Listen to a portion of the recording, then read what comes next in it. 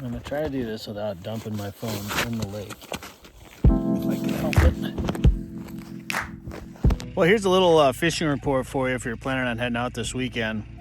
I don't know what part of the state you're going to. We're out on Big Stone right now. We're actually doing a little pre-fishing for Mid-Migration Outfitters. We've got some house rentals in western Minnesota on a few of the lakes out here. And probably going to be fishing Big Stone this weekend. Looking for perch. Oh, just missed one.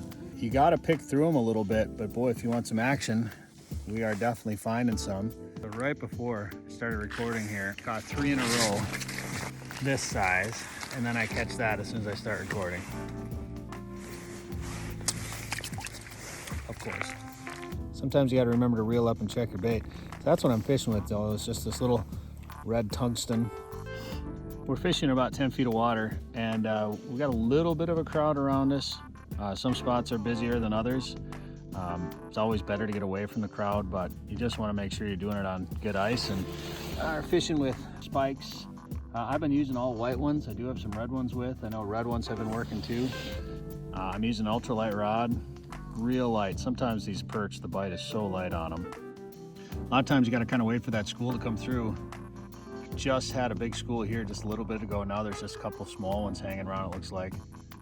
But we got a couple keepers on the ice. I get a little picky when you're keeping perch. I get a little picky about it, but as far as ice goes, I think there's about 11 inches here.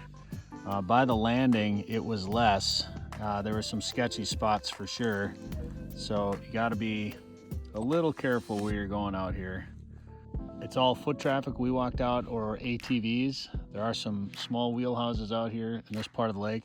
I know in other parts of the lake, there's some bigger houses. There's some better ice. You know, make sure you're drilling holes and checking your ice as you go, because here in western Minnesota, we had good ice early, and then wind blew hard, blew a couple of lakes open. So we had open water late this year, and then it's been refreezing. So some spots good, some spots not so good, to be safe. But there you go. And if you're looking for a rental, midmigrationoutfitters.com.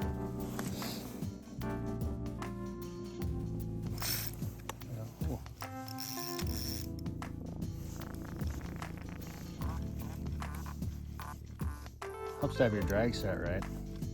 But there are a pile of these fish in here. Real strong gear class with this. Bad. Just need to get a little bit bigger.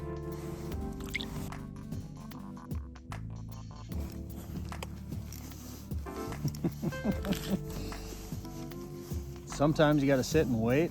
Sometimes it's just non-stop. Now these aren't big fish, but if you want action, lots and lots of action. Look at how much he's got that thing swallowed. Wow. That guy smashed it. It's probably going to be about 6 inches. Yeah, it's tiny. He almost ripped the rod out of my hand.